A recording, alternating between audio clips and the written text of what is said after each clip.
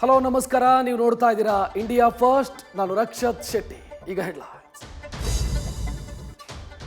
ಇದು ಸರ್ಕಾರದ ನಿರ್ಲಕ್ಷ್ಯದ ಪರಮಾವಧಿ, ಅತಿ ಆತ್ಮವಿಶ್ವಾಸದ ಪತನ.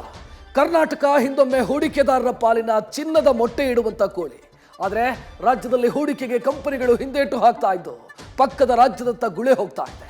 ಯಥಾ ಪ್ರಕಾರ ಸರ್ಕಾರ ಗಾಢ ನಿದ್ರೆಯಲ್ಲಿದೆ. ನಾಲ್ವಡಿ ಕೃಷ್ಣರಾಜ ಒಡೆಯರ್ ನಾಡಿನ ಭವಿಷ್ಯಕ್ಕೆ ಬುನಾದಿ ಹಾಕಿದ ದೊರೆ. ಚೆನ್ನಮ್ಮ ಆಂಗ್ಲರ ಜೊತೆ ಯುದ್ಧದಲ್ಲಿ ವೀರಗತಿ ಪಡೆದಂತ ರಾಣಿ. ಗಣರಾಜ್ಯೋತ್ಸವದ ಪರೇಡ್ನಲ್ಲಿ ಕಾಣಬೇಕಿದ್ದಂಥ ಸ್ತಬ್ಧ ಚಿತ್ರಗಳನ್ನು ನಿರಾಕರಿಸಲಾಗಿದೆ. ಇತ್ತ ರಾಜ್ಯದಲ್ಲಿ ಹರಟೆ ರಾಜಕೀಯ ಟೀಕೆಗಳ ಮೆರವಣಿಗೆಗೆ ಚಾಲನೆ ಸಿಕ್ಕಿದೆ.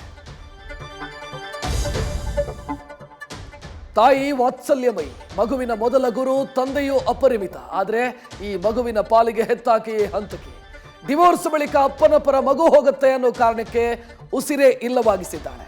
ಇತ್ತ ಬಿಕ್ಕುತ್ತಲೇ ಮೃತ ಕಂದನನ್ನ ಹೆತ್ತ ತಂದೆ ಮರಳಿ ಮಣ್ಣಿಗೆ ಅರ್ಪಿಸಿದ್ದಾರೆ.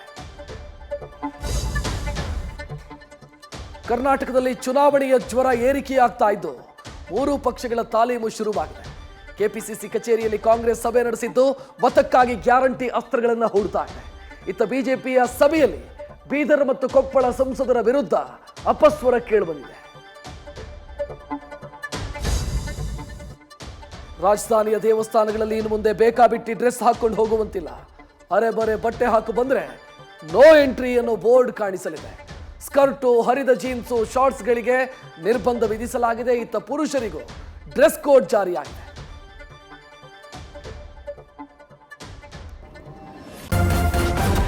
ನ್ಯೂಸ್ ಫಸ್ಟ್, ನಿರ್ಭೀತಿಯಿಂದ ನಿಮ್ಮ ಪರವಾಗಿ.